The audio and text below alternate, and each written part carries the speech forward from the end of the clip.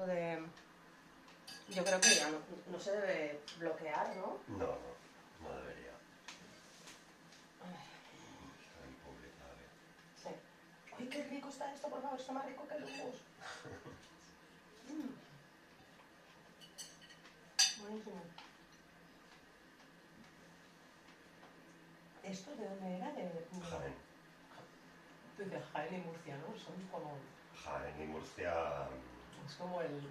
Les he hecho una apropiación cultural, apropiación gastronómica, pero, vamos. Pero es que lo que te iba a decir, que lo guay es que son zonas que como eran zonas de agricultores y demás, no tenían carne, con lo cual las recetas las hacían con lo que había en el huerto, tío. ¿Estás cómodo con los cascos? Sí.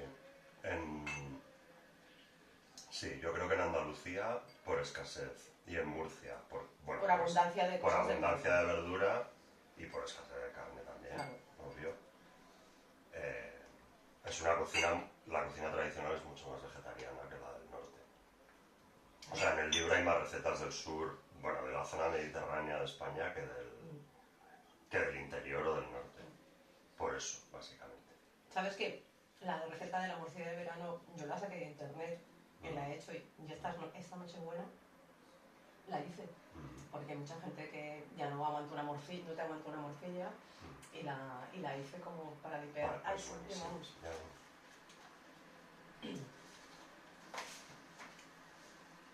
Venga.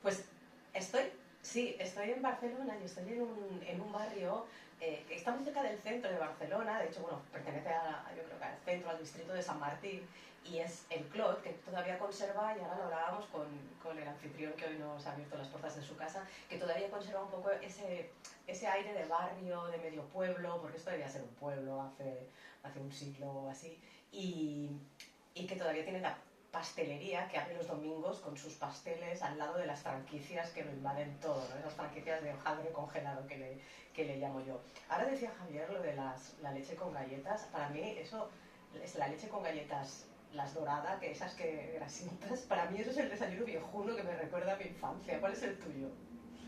El mío también. Bueno, lo que pasa es que el mío era el Nesquik con galletas. Ah, eras de Nesquik. Era de Nesquik. Yo de Colacao. Sí. Era de Nesquik. Pero era un niño súper maniático y después de comer galletas me tenía que colar el Colacao, porque si el Colacao tenía el más mínimo trozo de miga o el más mínimo rastro de nata de la leche, ya no me lo podía tomar. Eras de esos niños melindrosos de... Era insoportable directamente.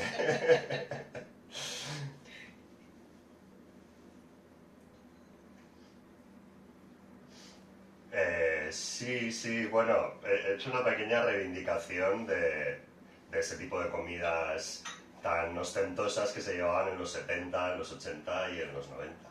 Pero... Claro. Exacto. Entonces son platos que ya no se hacen... Bueno, en muchas casas se siguen haciendo, pero en los restaurantes ya no te los encuentras porque se consideran una cosa muy pasada de moda, pero que a mí me parece muy divertida y muy reivindicable. Hasta que se le dé la vuelta, porque tú has conseguido que eso casi se convierta en una tradición navideña más. Sí. Cuando llega la Navidad estamos todos esperando el show de la... El concurso de la Navidad viejuna, sí. Y de las recetas horrorosas, podía salir bien, pero salió mal. Sí, bueno, aparte es que la gente ya se ha venido arriba de una manera que hacen, bueno, auténticas instalaciones artísticas en forma de comida, sí.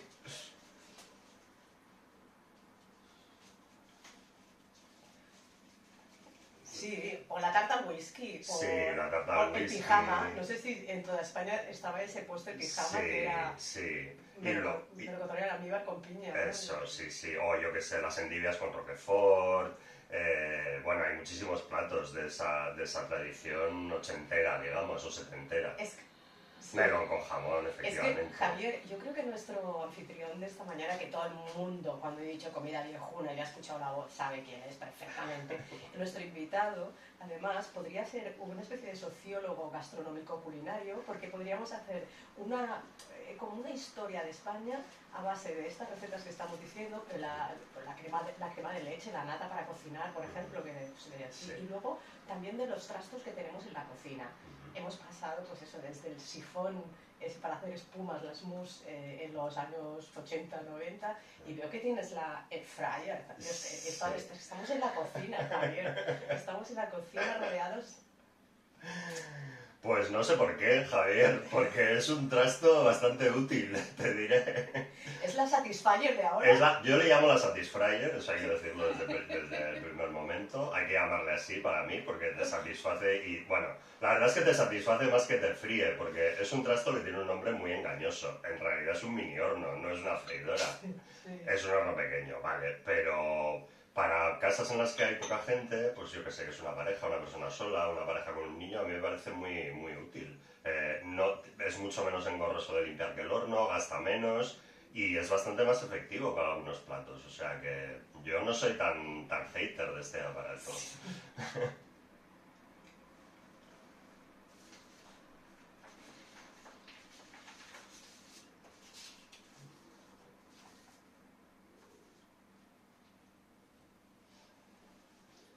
Sí, sí, vamos. Una cotización. Estamos preocupadísimos con lo de los aranceles de Trump. Nos están bajando mucho las acciones. ¿Para cuando el comiquista de la película, no? Bueno, sí, sí, por cualquier día de estos. Bueno, dejadme que intente describir la maravilla del buffet de desayuno que nos ha puesto en un rincón de la cocina aquí entre coladores, especias.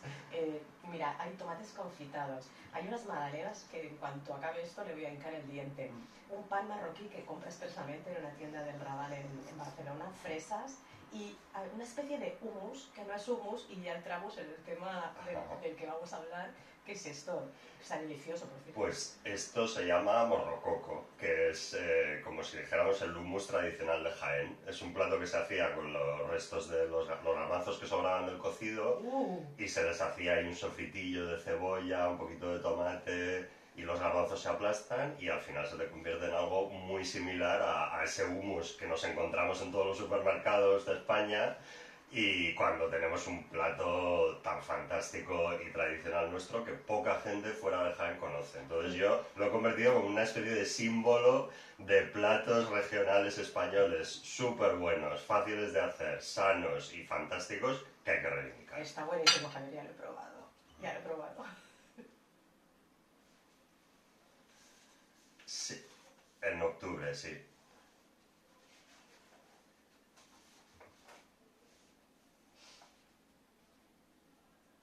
¿Ah, sí? Muy bien. Tiene Pues la mira. tinta huele rica. Pues no sé, yo no intervino en eso, igual en la editorial han hecho algún conjuro y han conseguido que huela bien el libro.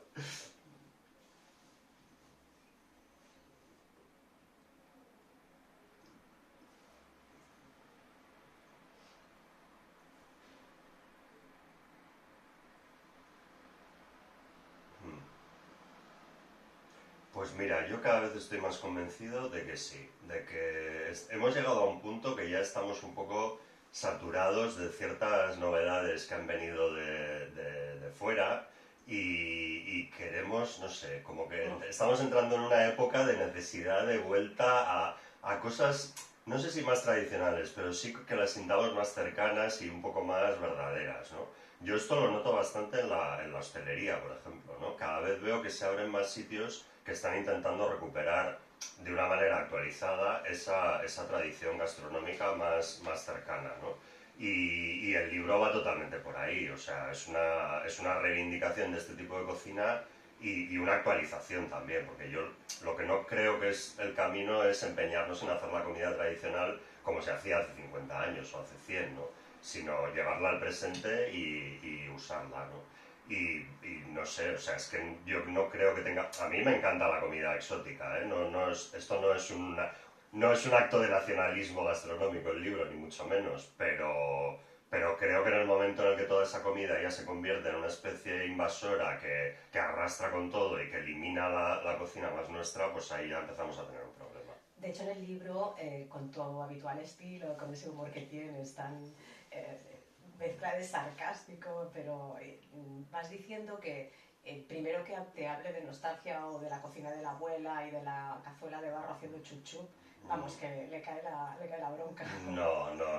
Yo es que creo que de la cocina, esto creo que lo decía Antonia Duris, lo mejor de la cocina de la abuela era la abuela. O sea, y hay que reivindicar el trabajo de las madres, las abuelas, las bisabuelas, por supuesto, porque ellas fueron las que mantuvieron esa cocina tradicional, pero no nos tenemos que quedar, o sea, es imposible en el contexto actual y en las cocinas actuales cocinar como entonces, o sea, porque tenemos mucho menos tiempo y porque el entorno en el que nos movemos en la cocina es diferente, ¿no? Entonces, yo creo que el mejor favor que le podemos hacer a la cocina tradicional es precisamente pues actualizarla sin pervertirla, ojo, o sea, no estoy diciendo de cargárnosla, pero usar la tecnología moderna, pensar en recetas que sean más fáciles de hacer, no sé, agilizarla un poco para que se adapte más a estos tiempos en los que, por desgracia, no hay una persona en la casa que esté cocinando todo el día, eso ya no existe, ¿no?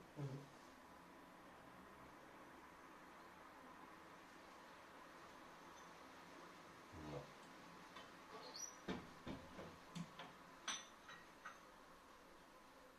no.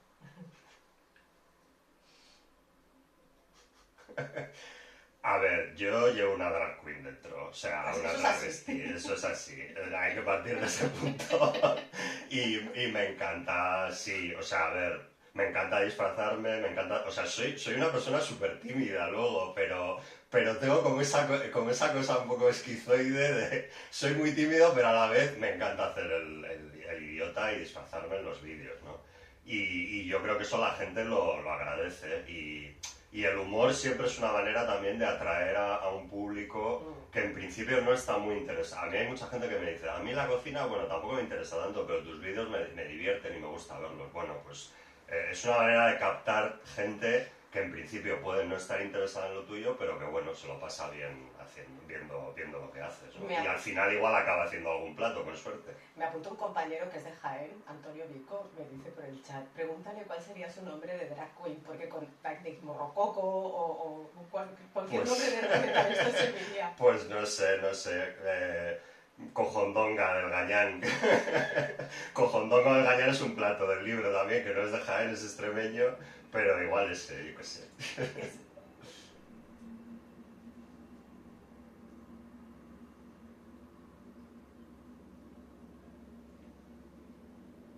Sí. Sí, hombre, yo creo que sí. Bueno, desde luego en mi familia, bueno, es que era un tanto por ciento importante de las conversaciones eran alrededor de la comida. Yo vivía en un entorno en el que se hablaba muchísimo de comida y se discutía mucho de si esto hay que ponerle, esto no, tal. Yo recuerdo, por ejemplo, en la ensaladería rusa en casa siempre había el debate de si se tenía que poner pimientos encima para decorarla o no. Era una guerra, ¿no? Entre los pro pimientos y los no, los pimentistas y los no pimentistas. Y sí, nos gusta mucho. Lo que pasa que, bueno, yo creo que también luego ves algunas cosas por ahí o sea, hay como cierta incultura también gastronómica, ¿no? Y eso me parece un poco... Yo creo que se está perdiendo, y yo lo veo sobre todo en la gente joven y por las consultas que me llegan, cierta culturilla que tenía antes la gente sobre la comida, está yendo a menos, yo diría, ¿no? Yo tengo la teoría que somos un país que ha pasado siempre mucha hambre. Es como lo que decía Aníbal Lecter a la gente Clarís, ¿no? Sí. De decir, solo una generación nos separa del hambre. Entonces, por eso todo el tiempo hablamos de comida. Y es curioso que en tu libro recoges muchas recetas que ahora mismo podrían ser muy actuales de cualquier restaurante vegano, vegetariano, y muy en la onda de estos tiempos, porque se hacen solo con verduras, hortalizas que se recogían y porque la gente no tenía para carne. Claro. Sí, a mí me hace mucha gracia cuando vemos el veganismo como algo novedoso, ¿no? Cuando muy buena parte de, la cocina, de nuestra cocina tradicional mediterránea era o vegana o casi casi, ¿no? Sí. Lo que pasa que, claro, era por otros motivos, ¿no? Fuerza mayor. Claro, por fuerza mayor, bueno, pues porque la carne era una cosa más... no era una cosa tan del día a día, ¿no? Y sobre todo en determinadas zonas.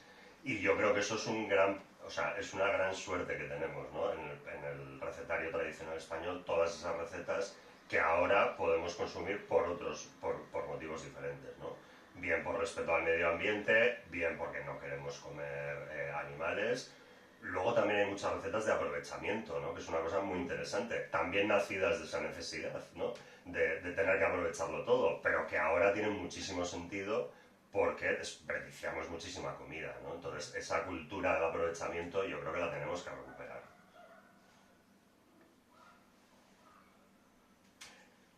Sí, bueno, sí, sí, sí. Yo estuve mucho tiempo siendo periodista musical, sí. Llevaba la sección de música del del difunto País de las Tentaciones.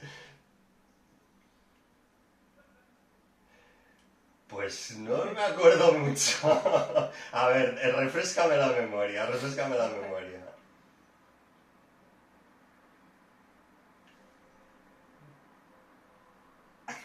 Tú.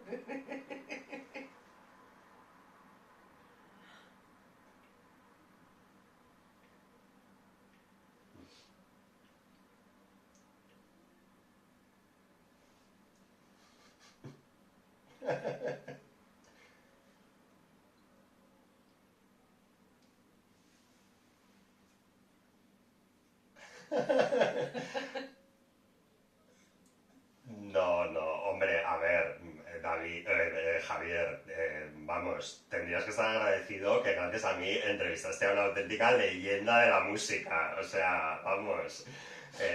Pues mira, la verdad que no recordaba esta historia porque en mi memoria, vamos, ayer se lo decía al Brudes, es como un queso gruyere de los dibujos animados, de estos con muchos agujeros, joder, Britney, vamos, yo la amo, o sea, hombre, sí, sí, sí. Sí, la verdad que fueron tiempos... A ver, yo no soy muy de nostalgias, ¿eh? No soy muy de divinizar el pasado, de romantizarlo, pero estuvo muy bien como experiencia. Hombre, yo creo que rompimos un poco con muchos...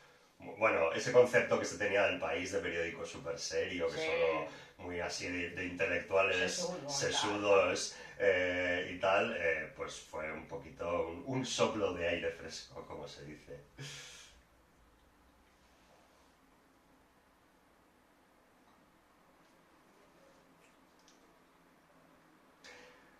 Mira, no me mentes a ese señor. No metes la bicha. No, no, o sea, estoy absolutamente en... Bueno, a ver, creo que tiene razones también para decirlo, ¿eh? Y esto es que hicimos un artículo, Mónica Escudero y yo en el Comidista, hablando de este tema y es verdad que hay datos que apuntan al retroceso de la cocina en casa.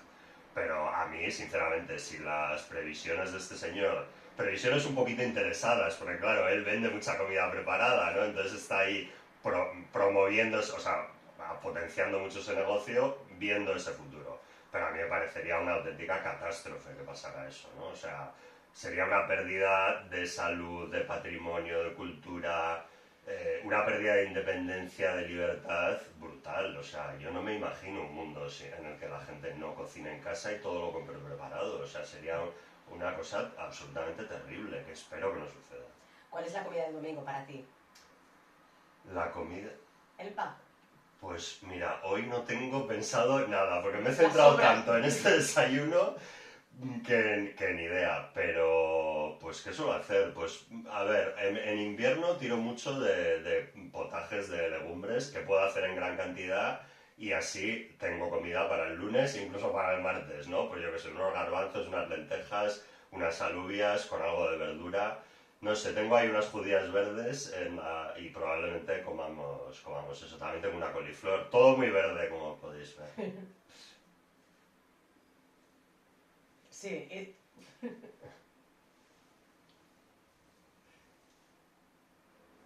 Muy bien. Un abrazo, Javier. un beso, Javier. chao.